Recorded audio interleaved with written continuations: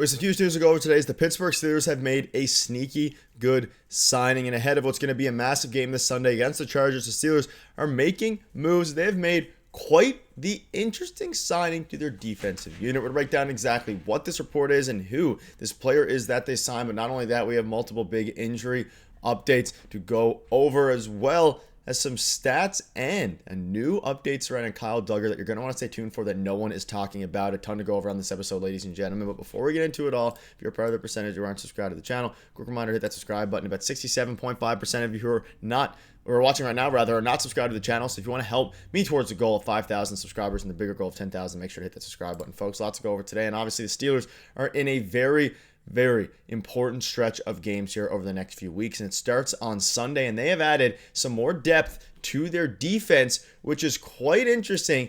And it is someone that, bear with me as we go through this, because he's quite the interesting player here. The Steelers are officially signing defensive tackle Brodric Martin from the Chiefs practice squad per Aaron Wilson. And we also have an update that just dropped minutes ago about raising him to the active roster. So stay tuned for that.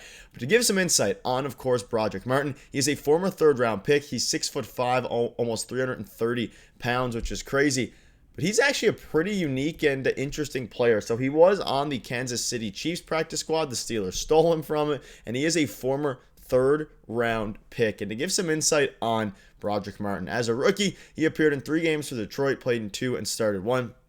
And he was a beast in college, right? And obviously, he was ultimately waived in August as a part of the final roster cuts. He has recorded 53 snaps in his career in the NFL. And of course, he's going to be the depth for Daniel Equali, who suffered a season-ending ACL tear. So that's the reason that they signed him, is of course depth for that position, but also he's going to get some snaps here soon. Now, he played 3 seasons at North Alabama, transferred to Western Kentucky, played all 25 games. He was really good in college, which is ultimately why he ended up being a third-round pick, right? And the Steelers have made a bit of a habit here of signing guys that maybe flared out with their teams that they were originally drafted by in day 2, 3, 4, even day 1 sometimes of the draft, and have made a habit of signing these guys to the practice squad, seeing if they can turn it around, and hoping that they'll be able to actually do something for the new team, which in this case is the Chiefs.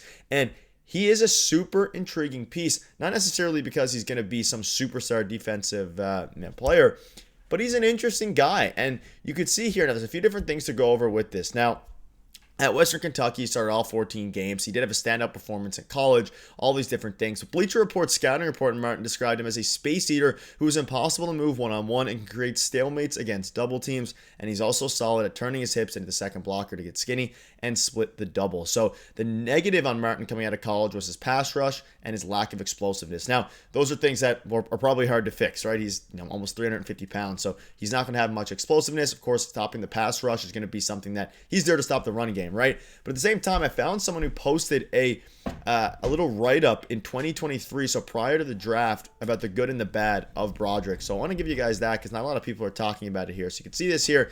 He has a very, a body built, obviously for football, strong upper body, and holds point of attack against base blocks and isn't washed against doubles. So it seems like, and feel free to read all of them, I'm not going to read every single one, but the overall consensus is that he's really good at, he's overall like a very good player, a pretty complete player, a strong tackler. He's an okay pass rusher, but again, that's kind of his biggest weakness. And he has experience on stunts and twists with foot speed to contain the edge. So a lot of different things on that note. Obviously, you can feel free to look at some of the bad, the pros and cons. I'm not going to read out all of them.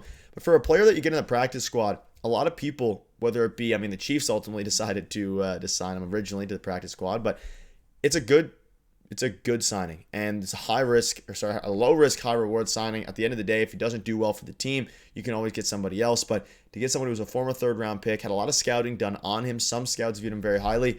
You take that every single day of the year, especially given the fact that they are dealing with a season-ending injury to Daniel Equali, which is very unfortunate there. So let me know down below what your thoughts are on that. If you like the signing, if you think he's not going to get much run. However, at the same time, we do have a brand new update that dropped minutes ago. The Steelers have signed Martin Rhodes to the 53-man roster. So he's been officially signed to the 53-man roster. And, so we could see him as early as Sunday. And these are all very, crucial crucial moves that go under the radar. Whether he plays or not is yet to be seen, but it goes under the radar, and these are ones we could be looking after a big win Sunday and say, okay, we have some depth there. Maybe we'll take a few weeks to see it, but ultimately it will be seen. Now, speaking of defense, before we move on to some of the injury updates and other things ahead of the game Sunday, Alex Highsmith, who I covered in my post-game video, said he had a fantastic game. He was named the AFC Defensive Player of the Week, and he was really, really good. And this was a breakout game last week for the defense. It's been struggling all season long, and obviously people were calling for Mike Tomlin to be fired, all these different things. And not to say that hasn't changed fully. A lot of fans still haven't, started to believe yet. I'm all in. I'm believing in this team. You obviously go up against the Chargers on Sunday where you're going up against Justin Herbert. The defense is going to have to be just as good, if not, better than it was against the Colts. Obviously, the Colts are really good, and the Steelers contained Jonathan Taylor really well. They got to Daniel Jones. They finally had TJ Watt get a strip sack and recovery for the first time in a very long time. Everything went their way,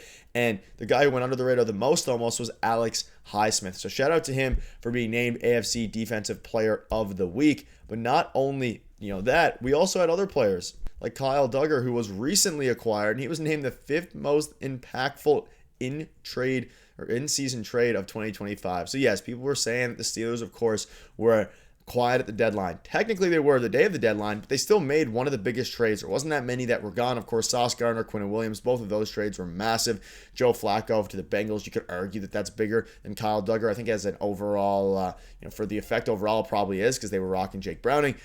Jermont Jones, of course, from Tennessee, going over to the Ravens, defensive end there. But Kyle Duggar being 5th, you take that. And this was ranked higher than the Jacoby Myers trade. And a lot of that is because of, it was an absolute finesse for the Steelers. Like, no matter what way you look at it, there's minimal risk here. His contract is void after this year, like the options, all these different things. You can re-sign him potentially. But the biggest thing about this is it allowed Jalen Ramsey now to also move into safety. So you have Jalen Ramsey, who was moved to the safety position, and then you also have now Kyle Duggar.